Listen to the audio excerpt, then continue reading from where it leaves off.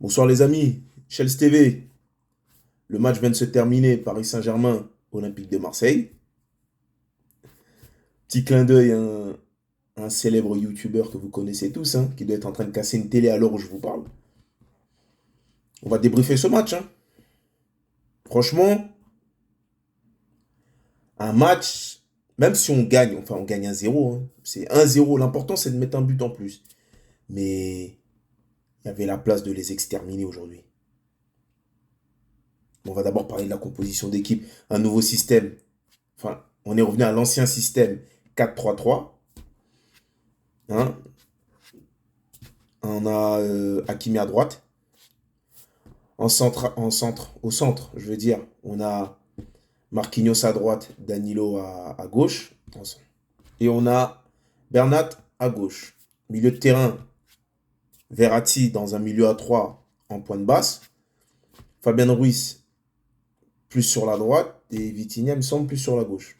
Ensuite, vous avez Neymar avant gauche, Messi sur l'aile droite et Mbappé devant. Le match, il commence déjà les 5 premières minutes, on leur met une pression, on leur met le feu. Hein. Ils voient que hein, c'est pas le Sporting. Hein. Eh oui, hein. Ils voient qu'on n'est pas là pour rigoler, on n'est pas là pour jouer, on leur met une forte pression. Malheureusement, on conclut pas. On conclut pas, faut être honnête. Il y a des moments, il y a certains matchs, on tire à côté, on tire à l'ouest. Là, cette fois-ci, il faut être honnête, il faut rendre à César ce qui est à César. Hein. Leur gardien, Paolo Lopez, franchement, il fait un grand match. Faut être honnête. Faut pas, dans la vie, il faut pas être hypocrite. Il fait les arrêts qu'il doit faire. Parce que sinon, et heureusement qu'il les fait, parce que sinon, ils arrivent à la mi-temps avec minimum 3-0. 3-0, c'est un minimum. Il fait beaucoup d'interventions, il sort beaucoup de ballons. Au bout de 15 minutes, Marseille revient dans le truc. Tu sens qu'ils font deux trois trucs, tu sens qu'ils reviennent. Ils réussissent à mettre le pied sur le ballon, ils réussissent à reprendre du poil de la bête. Parce que les premières minutes du match étaient très compliquées, ils ont quelques phases. Ça joue. Bon, après, t'as Danilo qui se blesse. Voilà. Hein. Mukele qui rentre. Danilo qui remplace très très bien Kimpembe. Hein. Je me pose même la question. Moi, je le trouve même meilleur que Kimpembe. Plus calme, moins de duels inutiles, des meilleures sorties de balles. Donc, en gros, je sais pas, moi, je le trouve meilleur, plus serein. Il fait moins de duels inutiles, il fait moins de fautes aussi. Mais ça, c'est pas difficile de faire moins de fautes que Kimpembe. Hein. Je pense que la majorité des joueurs font moins de fautes que lui, je pense. Donc, voilà, c'est un match. Une première mi-temps, c'était très vivant. Ça jouait, c'était pas un match verrouillé, haché. Bon, Turpin laissait jouer beaucoup. Voilà. Après, malheureusement pour Marseille, hein, ah oui, ils ont perdu Eric Bailly. C'est le meilleur. Pour moi, quand il sort, c'est que mon avis. Quand il sort derrière à Marseille, ça devient fébrile. Quand il sort. Pour moi. Parce que tu vois qu'en termes de qualité de défenseur pur, en termes de. Tu vois qu'il est bien au-dessus des autres. Le Chancel Mbemba, il a fait un très très bon match. Hein. Il a bloqué Mbappé, oui. Je vous vois venir, ouais, il a bloqué Mbappé, il est fort, les amis, calmez-vous, c'est qu'un match. Hein. Il a été bon. Mais pour moi, le numéro un en termes de qualité de défense à Marseille, c'est Eric Bailly. Enfin voilà, ils font leur match, quoi. Ils sont pas, ils ont fait leur truc, ils n'ont pas été dégueulasses. Il manque juste de justesse, comme j'ai. Heureusement que. Et je dis, heureusement que derrière, enfin, heureusement que devant, ils n'ont pas un tueur devant, quoi.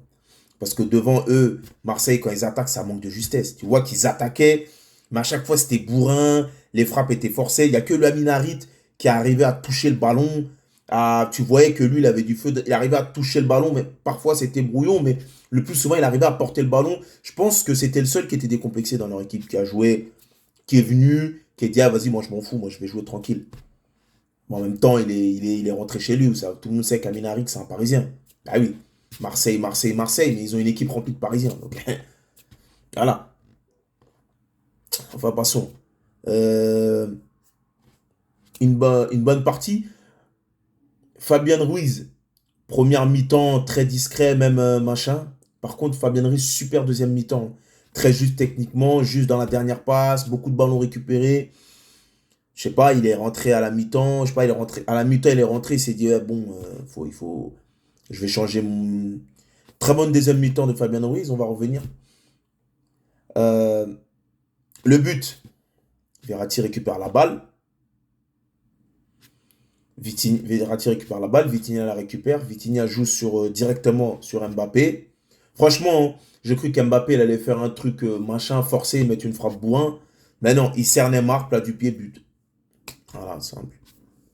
Après, voilà, un but, 1-0, un super but. Il fallait ça de toute manière, parce qu'après, quand c'était pas Lopez qui la sortait, Messi, coup franc sur la barre. Je me suis dit, wow, aujourd'hui, c'est quoi? C'est une de ces journées où tu vas faire un grand match, mais tu vas tirer sur la barre, tu vas tirer, ou sinon le gardien il va tout sortir, mais tu vas pas marquer. Je me suis dit, putain, on est parti pour ça. Mais non, heureusement, un but, 1-0. Après, les joueurs parisiens s'agacent et demandent un carton rouge pour Harit, pour une semelle, je sais pas, sur Verratti ou j'en sais rien. Les amis, pas donner rouge sur ça. Déjà, Verratti, il a une manière de récupérer la balle qui n'est pas très orthodoxe. Alors là, il sait forcément, quand on se couche comme lui pour récupérer la balle, forcément, on prend le risque de se faire marcher dessus. Les amis, vous demandez rouge pour ça. À un moment, forcément, le gars, tu vas te prendre un coup en taclant de la sorte, en mettant. Les joueurs demandent rouge, mais les amis, il faut arrêter. Rouge sur ça. S'ils mettent rouge sur ça, t'arrêtes le match, chacun va se coucher, on n'a pas assez, on joue plus au foot. Parce que c'est trop. Carton rouge là, carton rouge qui était réclamé sur Harit, moi je l'aurais jamais donné, tu peux pas te donner ça. Mais voilà, au lieu de jouer au foot, voilà, vous êtes devenu, vous réclamez trop. Vous réclamez trop, c'est pas bon. Faut jouer au foot, faut jouer. Après, à souligner, j'aimerais qu'on fasse une petite mention spéciale pour le Ney quand même, Neymar. Franchement, il était au four et moulin. Il attaquait et il défendait. Des trois de devant, c'est celui qui fait le plus d'efforts. Franchement, de trois des devant, c'est celui qui fait le plus d'efforts. On, Lui, il faut plus le siffler, il faut plus rien lui dire. Il faut faire table rase du passé, il faut tout oublier. Parce que là, ce qu'il est en train de nous proposer cette année, il court et il vient combler les brèches. Masterclass. Franchement, le Ney, s'il a un problème aujourd'hui, s'il a un problème avec Mbappé, moi aujourd'hui je suis désolé. Mais même déjà, pour moi, intrinsèquement, pourtant je suis un mec de base, je suis chauvin. Je suis équipe de France à fond. euh, je suis PSG à fond. En Formule 1, mon équipe c'est Alpine. En MotoGP, par exemple, je soutiens les deux Français, Quartararo et Zarco. Voilà. Moi je suis quelqu'un de très français, moi je suis très chauvin, très français. Mais j'ai des yeux pour regarder le foot. Et intrinsèquement, Neymar est meilleur qu'Mbappé. Ce n'est que mon avis. Donc s'il y a des histoires, aujourd'hui, Neymar est beaucoup plus au service du collectif qu'Mbappé. C'est pas moi qui le dis. Personne n'a besoin de le dire. Il y en a juste où tu vas au Parc des Princes, tu payes ta place, tu t'assois, tu regardes.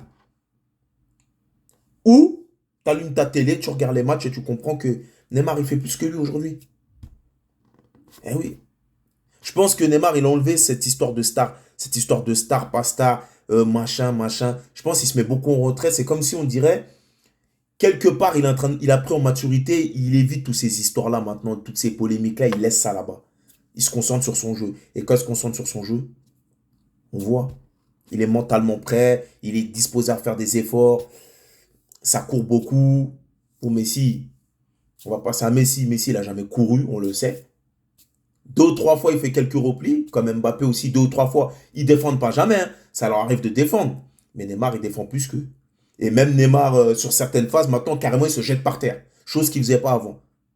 Il est prêt à tacler, à se jeter par terre, à salir, chose que les deux autres ne font pas. Voilà. Donc ça, il faut vraiment le souligner. Une deuxième mi-temps, on avait un peu plus de maîtrise. Marseille, par intermittence, ça a tenté deux ou trois trucs, mais c'était trop léger. Pour moi, Alexis Sanchez tout seul devant. Enfin, Alexis Sanchez, pourtant, Alexis Sanchez, c'est pas. ils ont pas Marseille, ça n'a pas été dégueulasse, hein, mais vous voyez que c'est pas. On va être honnête. Paris, on n'a pas fait un très très grand match non plus. Ça a été plutôt. Marseille a fait un très bon match, je pense, mais nous, on n'a pas fait un si bon match que ça. Même 1-0, je trouve ça léger. Normalement, ça, c'est un match. Vu la maîtrise qu'on a eue, normalement, mais bon, comme je dis et je répète, ils ont eu un bon gardien, un excellent gardien qui aujourd'hui a fait son taf. Aujourd'hui, le Paolo Lopez, tu peux rien lui reprocher aujourd'hui. Tu vas lui reprocher quoi? Il n'y a rien à lui reprocher, il a fait sa partie. Même les Marseillais en général, ils font leur partie. Il n'y a que l'autre, là, Gigot, là. C'est comme ça qu'il s'appelle Gigot. Le carton rouge qui se prend. Moi, je pense que je l'aurais pas mis rouge, j'aurais mis un bon jaune orangé. Mais il doit pas faire ce genre de faute-là au milieu de terrain. Il n'y a pas de danger. On est au niveau du rond central, il n'y a pas de danger. Il fait un tacle comme ça, même s'il touche que très légèrement Neymar, ou je crois qu'il ne le touche pas du tout. Mais il met un. En fait, comme ils avaient dit pendant le direct, c'est plus spectaculaire qu'autre chose. Mais en fait, pourquoi tu fais ça? C'est inutile à ce moment-là du match. Son équipe n'a pas besoin de ça, mais il le fait. C'est ce qu'on appelle perdre ses moyens. Il a craqué sous le coup des émotions, il a craqué. Sous le coup de la pression, il a craqué, il a fait une faute inutile parce que il n'y avait pas de danger, il n'y avait rien, on était au milieu de terrain, le jeu, le décalage n'avait même pas encore été créé, il n'y avait rien encore et il fait ça. Rouge. Et il met son équipe dans la merde. Et après, bon, bah, j'aurais aimé qu'on pousse un peu plus pour aller mettre ce 2-3, mais bon, j'ai l'impression qu'ils n'avaient pas envie d'enfoncer non plus que ça. Il y a eu quelques actions, mais après, ça a bien défendu à Marseille aussi. Parce qu'ils ont perdu beaucoup de ballons, oui. Parce qu'au début, il y a beaucoup de passes approximatives, beaucoup de passes ratées du côté de Marseille. Mais tu as des Chancel Mbemba qui a complètement bloqué Mbappé. Défensivement, ça n'a pas été trop dégueulasse. C'est juste devant, vraiment, ou dans la construction, trop de précipitation, trop de déchets techniques. Le dernier geste, il n'est pas assuré. Des frappes qui sont forcées, des frappes de bourrin qui montent en haut. C'est pas comme ça. C'est pas comme ça qu'on peut gagner un match à ce niveau-là. Surtout dans ce genre de match-là. Sinon, voilà, hein, j'ai à peu près tout dit. Vous me direz dans les commentaires si j'ai loupé quelque chose. Mais voilà, c'était un bon match.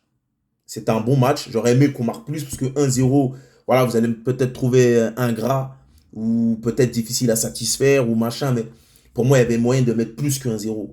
Il y avait la place de mettre plus. Normalement, ça, c'est un match, même si Marseille, admettons, Marseille, ils sont justes techniquement. Normalement, ça, c'est un match, si les deux équipes avaient été justes techniquement, ah, normalement, c'est un match qui doit se finir, je sais pas, peut-être à 4-2, 5-3, ou sinon, ouais, 5-2, 5-3, un truc comme ça. Et voilà. Il y avait les gardiens et les gardiens qui ont fait leur job des deux côtés, et c'est à souligner. Surtout, c'est le Paolo Lopez qui a vraiment fait un bon match, qui a vraiment fait les arrêts qu'il fallait faire dès le début, parce que dès le début, on a commencé très fort, en fait. Dès le début, c'est parti, pouf, comme ça. C'est parti. Après, ils se sont réajustés. Enfin, voilà, un bon match. Le 4-3-3, c'est pas dégueulasse, surtout quand tu as un Fabien Ruiz à ce niveau-là. Voilà. L'entrée de Mukele, dès le début, dans sa première intervention, il se fait boire. Enfin, après, le reste du match, plus ou moins correct, mais tu vois que Danilo a porté plus quand même. Voilà. Donc voilà, c'était tout, hein. Si j'ai oublié des choses, vous me direz en commentaire, hein. Merci à vous, c'était Chess TV.